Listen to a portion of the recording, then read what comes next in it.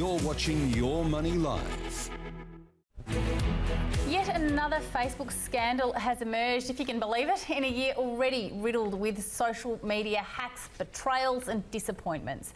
The social media giant reportedly gave other big tech companies intrusive access to the personal data of its 2.2 billion users. Yeah, that potentially included private messages, usernames and contact information being shared with companies like Netflix and Spotify. So the question has to be asked at this point, have we passed peak Facebook? At what point does society stop forgiving? Or is it simply that we're too saturated with this app and program and websites for us to come back from here? So for tonight's Taking Stock, we're joined by Jack Delosa, founder of the Entourage and host of Entrepreneurs right here on Your Money. We're also joined by Angela Vathulkas, founder of the Small Business Party. So what do you think, Angela? I mean, it's just one after the other with Facebook at this point. Yeah, what do you think? What can I say? We've brought this subject up before, including whether Zuckerberg should be a struck-off philanthropist or not. And he's now about to embark on a brand new expedition into another territory of privacy.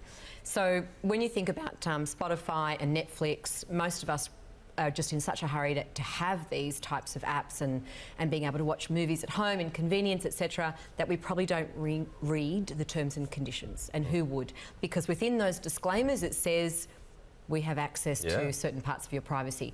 Now, the fact that some of these iMessages, that even if you delete them, they can still read them or see them or in fact go in and edit, change or delete them themselves, would any of us sign up to any of these applications if we knew the ramifications? Now, we say it lightly, no, of course we wouldn't. But tell me, if we don't keep using Facebook, where will we go?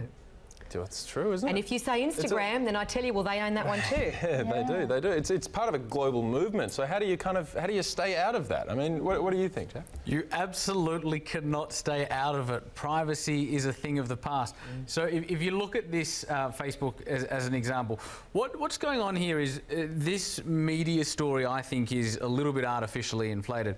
We're talking about integration partners with Facebook. So people like Netflix, New York Times, Pandora, Spotify. It's like when you sign up to a Spotify, it goes, do you want to put in your name and your password, or do you want to sign up through Facebook? And you hit sign up through Facebook, and it's a more efficient way to build a Spotify account.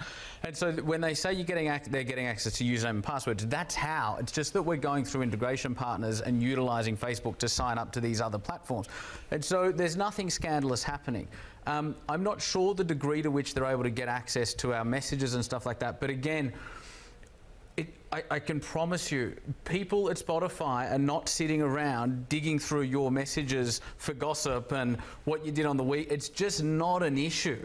And so I think Facebook were a bit loose on privacy and data protection there for a while. They seem to be tightening up their game. But I think the ongoing sort of media circus around privacy, and in particular Facebook, I think is a bit more hot air than substance these days. You think it's a beat up? I disagree. I understand privacy is the thing of the past, and that we have to come to terms with this new world order that we live in. That I accept begrudgingly, but I do think those other third parties need to also tighten up their attitude and how they communicate with the public what we are actually signing up for. But what does that actually mean? Because when you sign up to Spotify, it'll tell you exactly what you're doing. If you click on the terms and conditions, they'll tell you exactly what you're doing. And how many people do you think read it? Very little, but we have the choice to. True. And so what, you read it and you don't agree with it, but what you can't use the app then. Yeah, exactly. Like it's you can't sort of say, oh, I agree to all this, but not that bit. That's right. You don't have the chance to opt give them legal advice. I'd like to, redact this part, add this part. I do understand.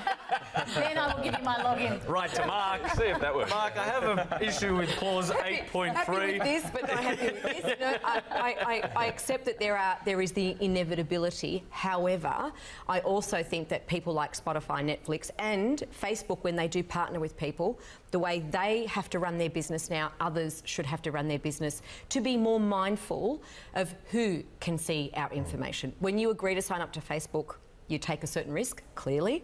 When you go to Netflix now, you don't think that you are taking that same risk because you're not on a platform communicating with others, so why do they have access to your information? If our information is so valuable, shouldn't they tell us that they're using it and then reward us for it somehow? I mean, wouldn't we be more happy to and there are some new entrepreneurs coming out with exactly those type of applications where we can have a choice of that information and how it's used and how they can monetize it for us for a change than just Facebook. But let's not forget, Facebook is the reward for our data. Facebook is the product. We don't pay for Facebook. We don't pay for Instagram. We don't pay for LinkedIn. We never will pay for Facebook. We never will pay for Facebook or Instagram. But we do get their ads.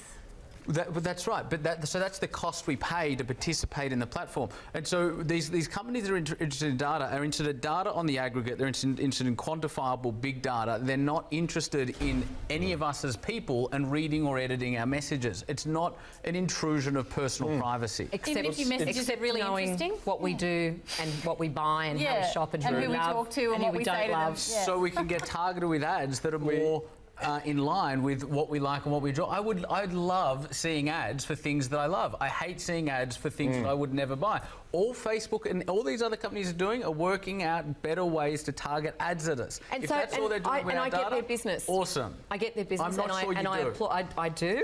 Thank you, Jack.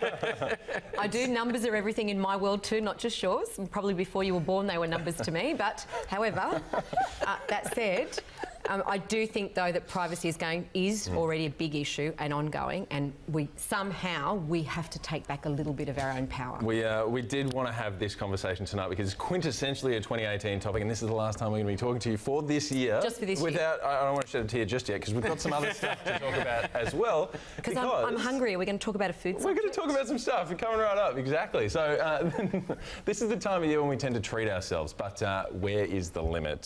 So we hear stories through the year of things like a $10,000 whiskey, a $250 burger, or maybe a Virgin Galactic flight that'll set you back $200,000. Now, the answer to where the line is, of course, depends on the own person's finances, but this kind of bigger question of whether or not a fleeting experience is it really worth the price tag. Jack, what do you reckon? It completely depends on one's personal financial situation, right? You know, I think my take on this is that once an individual gets to a certain level of wealth and a certain level of income and they've got everything money can buy, by far the most valuable thing those people can buy is experiences. Because it sort of sparks something within them and gives them a sense of joy and fulfillment and meaning that material things often can't. And so it obviously depends on how much disposable money you've got, but I think that once you reach a certain point, people tend to go in search of experiences rather than material things. So okay, looking specifically then, let's say I was on a modest income and I really love burgers and I went and got a $250 burger. Would you think that that was financially reckless or, you know, well done, you enjoy burgers? What do you think? I think it's absolutely personal choice, yes, right? Like, enough. You're on a moderate income, you go and buy an expensive burger. You know, there's a lot of people that spend $250 a week or a month on, you know, completely useless, meaningless, sometimes destructive things, right? And so I don't really judge people's escapism and where they look to spend their money.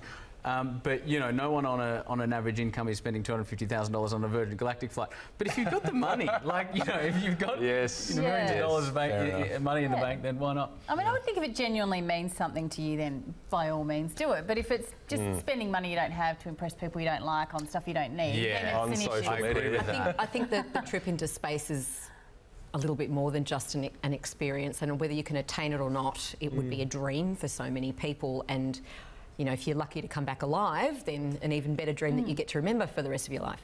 A $250 burger, look, I come from a food background. I'd never pay $250 for a burger.